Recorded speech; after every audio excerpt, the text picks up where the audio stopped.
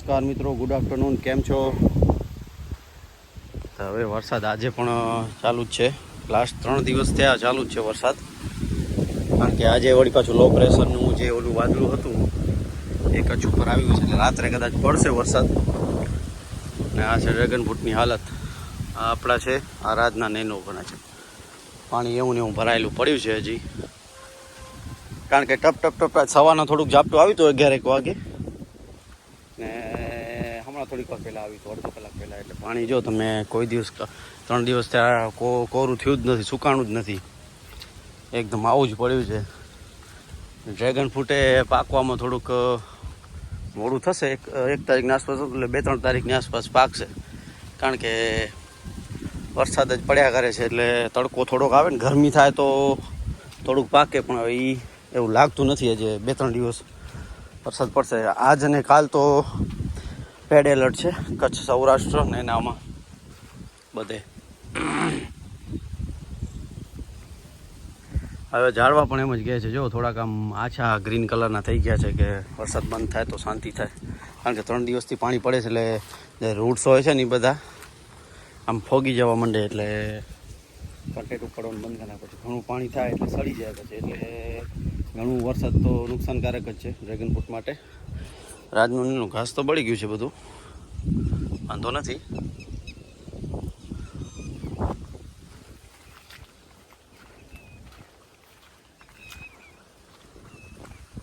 હા જો આ બાજુ હવે ઉપર જુઓ ને તમે, વાદળા છે. હવે આમ સેટેલાઇટમાં બતાવે છે આવે છે લો પ્રેશર ને ફરે છે વાદળા. જો કદાચ હવે બધા એમ કહે છે ના આવે તો સારું વરસાદ. કારણ કે ઘણા બધા બાંધા તૂટી ગયા, ખેતરના ઓલા તૂટી ગયા. હું તમને બતાવી, તમારા એક ભાઈ છે ને ચંદુભાઈ, ઓલા ચંદુભાઈ ની આપણી વાડી પાસે છે, અહીંયા રોડ ઉપર વાડી છે.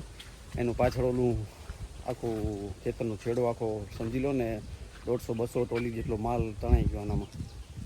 રેતી એટલી તણાઈ ગઈ છે. ફોટો નાખી દઈશ તમને, હું જોઈ લેજો. જોઈ લીધું? આટલું નુકસાન છે. બીજું તો મારી વાળી દિવાલ પડી ગઈ છે પિયુષભાઈની, એ તો હું જોવા નથી ગયો કેટલી છે ને શું પડી છે ને શું નથી પડી. હવે કારણ કે હવે જઈ તો ત્યાં છે ને, આપણે નદી છે ને બાજુમાં, આપણે વાડીની બાજુમાં મોટું ખેતર, ત્યાં આગળ ગેટ છે. ગેટ અને ત્યાં નદી છે, ત્યાં હવે કે છે પિલર દેખાય છે. કોન્ક્રીટ ખવાઈ ગયું છે. હવે જઈ ત્યારે ખબર પડે. હવે કાલે કોરાડી થાય તો આટો મારી આવીએ.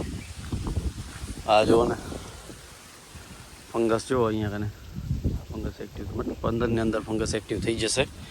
આજે છે નહીં, નહીં તો આપણે સાવન શનિની લોકો ઉતારે છે.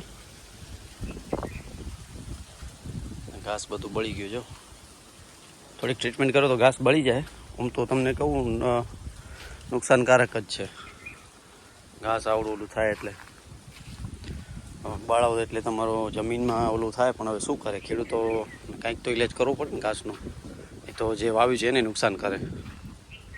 તમને બોર રિચાર્જનો આપણે પોઈન્ટ બતાવીએ.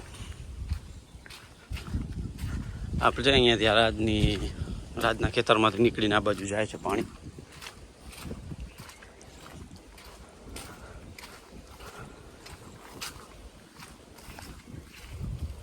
અહીંયા છે જો, અહીંયાથી જાય છે અંદર. આવી રીતે આમ પાઇપ નાખેલું છે નીચેથી, ત્યાંથી જઈને સીધો અહીંયા આવે છે. આવ્યો જો અહીંયા ચાલુ છે. અહીંયા છે ને ફિલ્ટર બનાવેલું, મતલબ રેતી નીચે બેસી જાય, પછી બોરમાં પાણી હાલી જાય. ઓ બોર છે સામે, કજિયા પડે છે હું બ્લોક ત્યાં નીચે. આમાં પાઇપ એટલે નાખ્યો છે કે એર લે એટલા માટે. વચ્ચે જ્યારે વરસાદ પડ્યો ને ત્યારે પાણી જતું નહોતું અહીંયા, પછી અહીંયા પાઇપ નાખ્યો આમ સરકાવીને એર લે, એટલે પછી પાણી તરત જ એક ઝાટકે જવા માંડ્યું. હવે આ છે આપણા ભરતભાઈના ડ્રેગન ફ્રૂટ, વિષ્ણુ કાંતિલાલ. મસ્તી કરું છું હું. નામ ઉદય વાસાણી છે. વિષ્ણુ એને કહે છે એમ જ, ગુલામનું નામ છે. આ છે ને માટે રાખ્યું છે.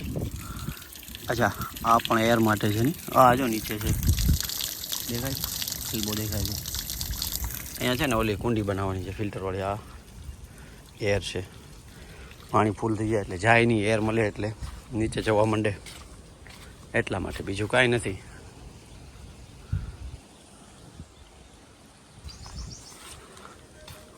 આવા પાણી છે ને પછાડે ભરેલા જ પડ્યા છે. જો બધે આપણામાં છે, અહીંયા રાજવાળામાં છે, બધે છે ભરેલા.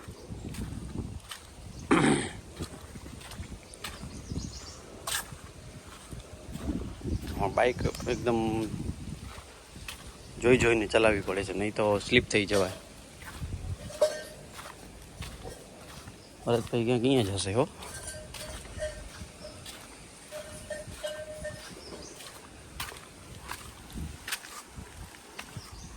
આ બધાને એકદમ આછા નીલા થઈ ગયા છે, તો પાણી વધુ થાય છે ને, અને બધાને શિયાળો આવશે એટલે આનો ગ્રોથ ઘટી જશે. હા તો અહીં નદી જેવું થઈ ગયું છે. વરસાદ બંધ જ નથી થતો, ક્યાંક ક્યાંક ફૂટ આવે છે આપણા ડ્રેગન ફ્રૂટમાં. હા જો જ્યાં ભરાઈ જાય ને ત્યાં પછી ઘાસ થવા માંડે, કાં સેવાળ થઈ જાય. સેવાળ થઈ ગયું છે આ જુઓ ને, ગ્રીન ગ્રીન દેખાય છે ને. શું કરીએ વરસાદ આ 30 તારીખ સુધી છે, 2-3 દિવસ પછી તો મારા ખ્યાલથી પૂરો થઈ જશે. આ સિઝનનો વરસાદ આ છેલ્લો છે. કદાચ ભાદરવા મહિનામાં આવે, ગુજરાતી ભાદરવા મહિનામાં તો ખ્યાલ નથી હવે. ભાદરવા મહિનામાં અહીંયા પડતો હોય ને આગળના ખેતરમાં ના પડે એવું થાય. પણ જે રેગ્યુલર વરસાદ છે ને એ હવે આ છેલ્લો એના છેલ્લા દિવસો છે, એ પૂરો થઈ જશે હવે.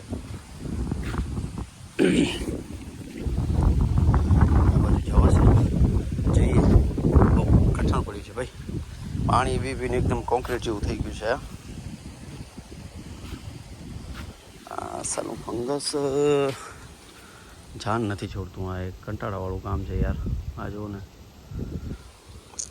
વરસાદ આવ્યા કરે છે એટલે આ બેમાં જ ઘણું આમાં છે. ક્યાંક ક્યાંક આમ તો ઓછું છે. આ બાજુ આ છાંયો આવે છે ને આનું ઝાડવાનો, એટલા માટે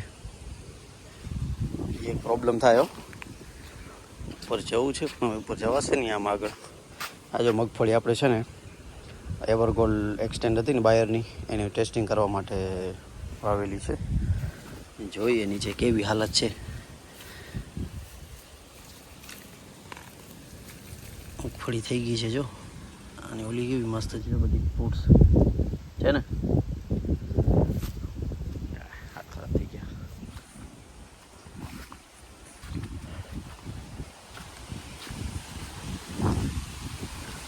તો જો પવન લાગે છે. આ હવે કહે છે કે પવનનો ચક્રવાત જેવું લાગે છે નાનકડું, તો પવન બતાવે છે અસર જો છે ને. આવું છે. હવે આગળ જઈએ તો ખબર પડે શું છે ને શું નથી, શું છે ને શું નથી. ભીંડા ઉખડી પાડ્યા જો, કારણ કે પછી ભીંડો છે ને એક વર્ષ તમે ચલાવો ને ત્યારે સારો માલ આવે. પછી છે ને ભીંડામાં પાકી જાય, બીજળ રૂગા થાય એટલે પછી ઉકળી નાખ્યા છે. તો 2 વર્ષ કેટલા થઈ ગયા થાય, માંડ 1-2 મળે ભીંડાના એવું, એટલે પછી કાઢી નાખ્યા. હા જો તો રૂટ્સ બહાર નીકળે છે હવામાં. આ છે જો બધા રૂટ્સ અહીંયા છે, દેખાય છે. હા રા જો બધા ઝીણા ઝીણા આ બધા ખાય છે જો. આ જે ઝીણા છે ને અહીંયા, આ બધા જ ખાવાનું લે. આને ડેવલપ કરવા બહુ જરૂરી છે. ઉપર જો આવું છે હવે જો. તો ચાલો વિડીયોને કરી એન્ડ. ચેનલ પર નવા હો તો ચેનલને સબસ્ક્રાઈબ કરજો, વિડીયોને શેર કરજો, લાઈક કરજો, બેલ આઇકન દબાવવાનું ના ભૂલતા. બધાને હર હર મહાદેવ, જય શ્રી રામ, આવજો.